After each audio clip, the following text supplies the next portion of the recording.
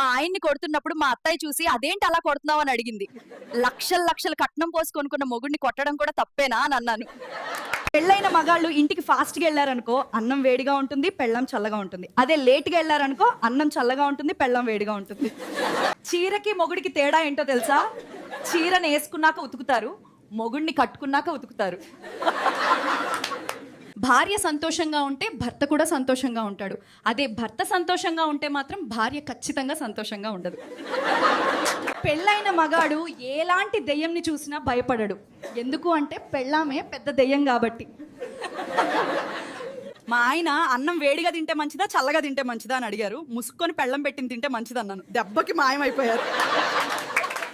మా ఆయన ఫ్రెండ్స్తో బయటికి వెళ్ళి వస్తా అన్నాడు. సరే నైట్కి ఏం చేయమంటావు అని అడిగితే ఏమైనా చెయ్యి, ఫోన్ మాత్రం చేయకన్నాడు.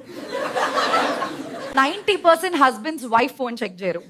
అదే 90% వైఫ్స్ మాత్రం హస్బెండ్ ఫోన్ చెక్ చేయకుండా అసలు ఉండలేరు. మా ఆయన వస్తే ఈ గోంగూర పచ్చడిలో ఉప్పు కారం ఏమీ లేదు ఎలా తినాలన్నారు. అది గోంగూర పచ్చడి కాదు గోరింటాకన. అప్పుడు ఆయన ఫేస్ చూడాలి. హస్బెండ్ కి వైఫ్ లెఫ్ట్ సైడ్ ఎందుకు ఉంటుందో తెలుసా? హార్ట్ లోకి ఏ అమ్మాయి ఎంటర్ అవ్వకుండా కాపలు కాస్తూ ఉంటుంది. మా ఆయన ఏమండి నేను అందమైన దాన్నని పెళ్లి చేసుకున్నారా లేక తెలివైన దాన్నని పెళ్లి చేసుకున్నారా అని అడిగితే రెండూ కాదనే చేసుకున్నా అన్నాడు.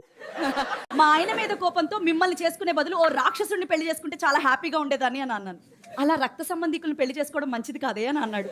మా ఆయన్ని ఏమండి మనం కూడా సీతారాముల్లా ప్రతి సంవత్సరం పెళ్లి చేసుకుందామా అన్నాను. అప్పుడు మా ఆయన అన్నారు ప్రతి సంవత్సరం మీ నాన్న కట్నం ఇస్తాడేమో అడుగు అని. మా ఆయన పండక్కి చీర కావాలా చుడిదార్ కావాలా అని అడిగాడు. నాదేముంది మీకు ఏది ఉతకడానికి సులువుగా ఉంటుందో అదే కొనివ్వండి అన్నాను. మా ఆయన ఏదైనా హర్రర్ సినిమా చూద్దామా అని అడిగితే సరే వెళ్ళి మన పెళ్లి సీడీ తీసుకురా చూద్దాం అన్నాడు. మా ఆయన చీర కొనమంటే గొడవలు పడి మరీ చీరలు కొనిపించుకుంటారు. అవేమో బీరువాల్లో దాచుకుని పగలు రాత్రి తేడా లేకుండా నైటీలతో గడిపేస్తారు. భర్త భార్యని కొడితే బట్టలు సర్దుకొని పుట్టింటికి వెళ్తుంది. మరి భార్య భర్తని కొడితే భర్త ఎక్కడికి వెళ్తాడు? మా ఆయన ఏమండి మీకోసం ఇడ్లీ చేశాను తినండి అన్నాను. వద్దులేవే నువ్వు చేసిన ఇడ్లీ తింటే పళ్ళు మొత్తం రాలిపోతాయి అన్నాడు. అప్పుడు నేను అన్నాను తినకపోయినా రాలిపోతాయని. మా ఆయనతో ఏమండి ఫంక్షన్కి వెళ్ళి వచ్చినప్పటి నుంచి కడుపులో మంతగా ఉందండి అని చెప్తే ఎందుకు ఉండదు మీ వదిన 7 వారాలు నగలేసుకుని కనిపించిందిగా అని అన్నారు. మక్ష్ ఏంటి ఈ రోజు కూర మొత్తం ఉప్పుగానే ఉంది అని అడిగారు మా ఆయన. ఉప్పు కూర ఉప్పు ఉండకపోతే ఇంకెలా ఉంటుంది అని అన్నాను. భార్య భర్త మధ్యలో ఏ గొడవ రాకుండా ఉండాలంటే సింపుల్ గా భర్త అరిచినప్పుడు భార్య లోపలికి వెళ్ళిపోవాలి, భార్య అరిచినప్పుడు భర్త బయటికి పారిపోవాలి.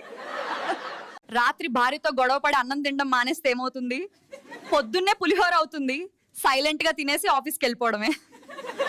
మా అమ్మని పప్పులో ఉప్పు ఎంత వేయాలి అని అడిగితే నీకు మీ ఆయన మీద ఇష్టం ఉందనుకో చిటికిడెయ్యి లేదనుకో పిడికిడెయ్యి అని అంది. మా ఆయన అన్నారు నేను సంపాదించకపోతే గడ్డి తినాలి తెలుసా అని. అప్పుడు నేను అనను ఆ గడ్డిని కూడా నేనే వండాలి తెలుసా అని. కరెక్ట్ గానే చెప్పాను కదా. వైఫ్ అండ్ హస్బెండ్ ఎలా ఉంటారంటే పెళ్ళైనా 1 సంవత్సరం వరకు లవ్ బర్డ్స్ లా ఉంటారు. ఆ తర్వాత లైఫ్ టైం పందెం కోడిల్లా కొట్టుకుంటూ ఉంటారు.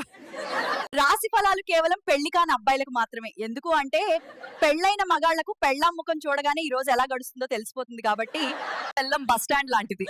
హస్బెండ్ బస్ లాంటోడు ఎక్కడెక్కడ తిరిగినా చివరికి రావాల్సింది బస్ స్టాండ్ కే. బతుకు బస్ స్టాండ్ అంటే ఇదే. మా ఆయన్ని కాల్లో తిడుతుంటే పుట్టింటికి పోయి కూడా నాతో ఎందుకు గొడవ పడుతున్నావు అని అడిగాడు. వర్క్ ఫ్రమ్ హోమ్ అని చెప్పాను. భర్త తాగితే భార్య భయపడుతుంది, తాగకపోతే భర్త భయపడతాడు. అందుకే పాపం రోజు తాగుతాడు. పెళ్ళైన అబ్బాయిలకి పొట్ట ఎందుకు వస్తుందో తెలుసా? భార్య పెట్టే టార్చర్ ఎవరికి చెప్పుకోలేక పొటాలో పెట్టుకుంటాడు కాబట్టి.